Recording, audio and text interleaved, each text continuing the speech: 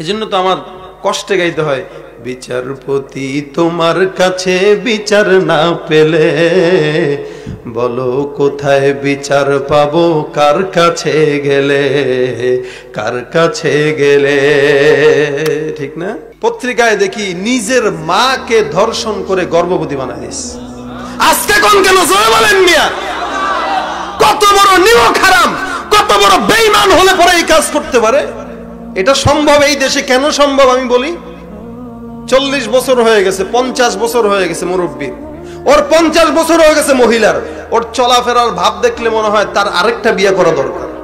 কি কথা বলেন না কেন? 50 বছর হয়ে মহিলাটাকে যদি সাইড দিয়ে বলেন, আন্টি একটু চাপ দেন তো, হোয়াটস ইউর প্রবলেম? কি ঠিক না? What's your problem? কাকে আন্টি ডাকছেন? আপনাকে? আমাকে আপনার আন্টি মনে হয়? আপু বলেন আপু। আরে আমি আপুদেরই না বিয়ে হয়, আংটিদের তো বিয়ে হয় না। কি ঠিক না? তার মানে আপু নিজেরা বানায় কি বুঝাইতে চায়? তার বিয়ে করার জন্য শখ আছে। এখন ছেলের সামনে গেঞ্জি পরে মা হাঁটতেছে, আবার কয় নো কি মাইন্ড না, নো মাইন্ড, ডোন্ট মাইন্ড। হ্যাঁ, ডোন্ট মাইন্ড। আমরা কেয়ার করি না এগুলো, এগুলো হতেই পারে সামথিং। তোমরা দেখো না বাহিরের দেশে কি হয়, দেখো না? আরে বাহিরের দেশগুলো তো মানুষ না, কুত্তা। তোরা কেন কুত্তা হইতে যাস? ওরা তো কুত্তা, ওরা তো ইহুদির দল। ওগুলো তো কোনো ধর্মের কাতারেই পড়ে না, ওগুলো আদর্শের কাতারেই পড়ে না। তো ওরা তো কুকুরের মতো, কুকুর যেরকম বাস বিচার না করে জেনা করে, ওরাও তো ঠিক মতো বুঝা জেনা করে না। মারে পাইলে মারেই করে, বন্ডে পাইলে বন্ডেই করে। তাই বলে তুমি মুসলমানের বাচ্চা হয়ে এটা তুমি করবা? কত বড় নেমক হারামের দল হইলে এটা করতে পারে? আর করবে না কেন? ভাইয়ের সামনে বোন অর্ধেক উলঙ্গ দেহ ভাসিয়ে তারপরে চলাফেরা করতেছে। ঘরের ভিতরে বোন যেই পোশাক পরেছে, ভাই দেখলে ভাইয়ের মাথা নষ্ট হয়ে যায়। একই বাসায় আপনারা জানেন না, তাই অবাক হন না। ঢাকা শহরের বড় বড় ফ্যামিলি যেগুলো আছে, যাদেরকে আমরা সভ্য বলি, এরা সভ্যতার নামে কলঙ্ক। এরা টাকা থাকলেই সভ্য হওয়া যায় না। যাদের বেশি টাকা এগুলো বেশি অসভ্য, যার বেশি ক্ষমতা বেশি অসভ্য। কারণ ওর টাকা ওরে অসভ্য বানাইছে, ওর ক্ষমতা ওরে অসভ্য বানাইছে। দেখেন না কি করে এগুলা? বোনের সামনে ভাই, ভাইয়ের সামনে বোন উলঙ্গ হয়ে ঘুরতেছে। ভাই চিন্তা করে, ওই যে হুমায়ুন আজাদ, ডক্টর হুমায়ুন আজাদ, হনুমান আজাদ ছিল যে একটা, এই হনুমান আজাদ তার পাক সার জমিন সাতবাত একটা বই আছে, এই বইয়ে পড়ছি। এই বইয়ে সে লেখে, আমার সামনে আমার মেয়েটা যখন আস্তে আস্তে একটু একটু করে বড় হয়, তার স্তনগুলো যখন বড় হয়, তখন আমার নিজেকে সামলানো বড় কঠিন মনে হয়। কত বড় বেহায়া! আর এদেরকে আমরা স্যার স্যার বলে আদাব করি। আর এগুলো আমরা বলতে গেলে বলে হুজুরেরা আনকালচার, এখনো সমাজ বুঝে না। এরকম সমাজ বোঝা দরকার নাই। যে সমাজের ভিতরে সন্তান তার মাকে ধর্ষণ করে, এমন সমাজ আমাদের দরকার নাই। ঠিক কিনা জোরে বলে? এই সমাজকে আগুন দিয়ে জ্বালায় দাও।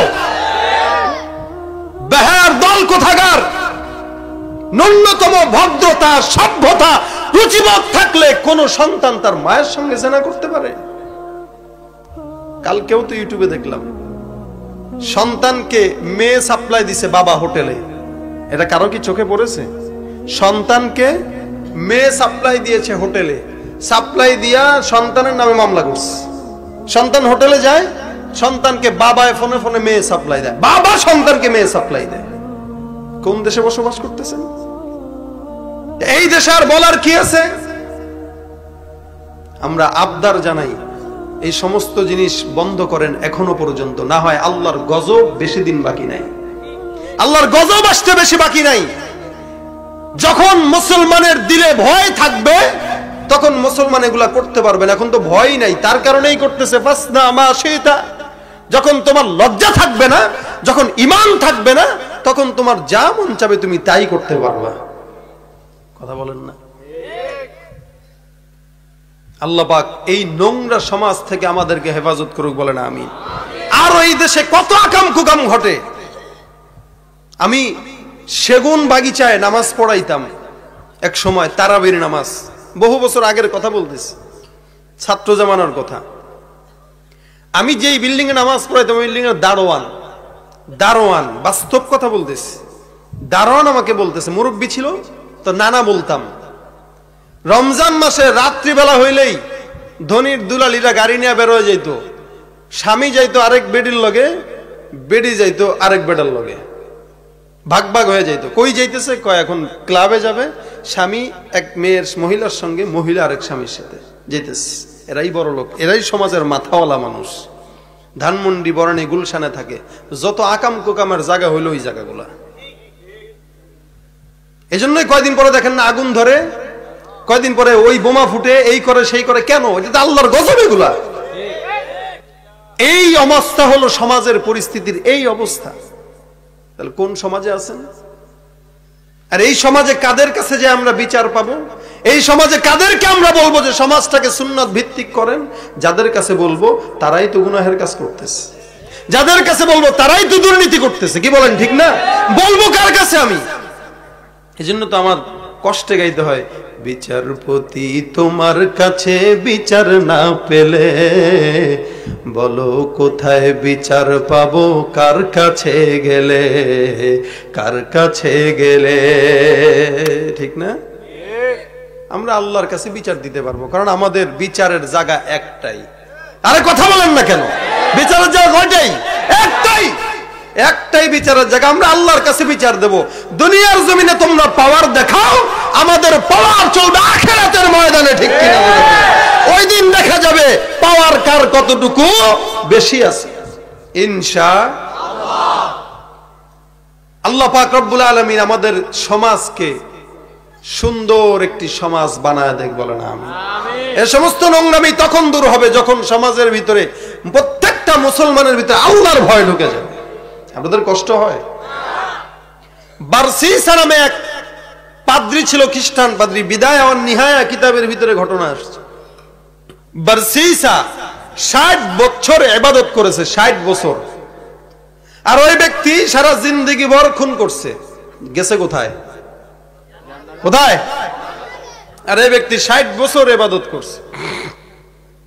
একদিন হঠাৎ করে দেখে তাকায়া একটা নারী, সে ছাগল চড়ায়। নারীটা একদিন হঠাৎ করে অসুস্থ হয়ে গেল। অসুস্থ হওয়ার পর ভাই ছিল 4 জন ভাই সুন্দর করে একজন পাদ্রীর কাছে নিয়ে গেল, বারসিসার কাছে। ভাইরা আমার লক্ষ্য করে শুনেন, বারসিসার কাছে নিয়ে যায় বোনটাকে সুস্থ দাঁড়ানোর জন্য। কয় হুজুরের কাছে নিয়ে গেলে একটু ফু টু দিবে। হুজুরে যদি ফু দেওয়ার নাম দিয়ে দর্শন করে, যাবে কার কাছে? কি ঠিক না? হুজুরের কাছে নিচে ফু দেওয়ার জন্য, হুজুর করতেছে দর্শন ইফটিজিং, তা যাবে কোথায়? নিয়ে গেল। হুজুর বলে ওই জায়গায় রাখো। ঘরের ভিতরে রাখা হলো। একদিন, 2 দিন যায়, 3 দিন যায়। হঠাৎ করে একদিন ডাক দিল। মহিলাটাকে দেখতে দেখতে হুজুরের মহাব্বত মহিলার প্রতি বেড়ে গেছে। মহিলাটার সঙ্গে হুজুরে জেনা করে ফেললো, জেনা। মহিলাটাকে ধর্ষণ করলো, সন্তান পেটের ভিতরে দিয়া এবার পেরেশানির ভিতরে পড়ে গেছে। আর ডাক দিয়া বলে, আল্লাহ গুনাহ করে ফেললাম, কি হবে এখন? মানুষ যদি জানে, মহিলাটাও যদি মানুষকে বলে দেয়, আমার অবস্থা তো বেগতিক হয়ে যাবে। এমন সময় গভীর রাত্রে একজন লোক আসছে, শয়তান। আয়েশা ডাক দিয়া বলে, ভাই তোমাকে আমি সুন্দর একটা পরামর্শ দেই। পরামর্শটা কি? বলে, একটা কাজ তুমি করতে পারো। এই মেয়েটাকে হত্যা করো, রাতের অন্ধকারে হত্যা করে তারপরে তাকে কবর দিয়ে দাও। কেউ জানবে না, কেউ জানবে না। কেউ যদি জিজ্ঞাসা করে মহিলাটা কোথায়, বলবা মহিলাটা পলায় চলে গেছে। কে বলতেছে এইটা? শয়তান বন্ধু না শত্রু?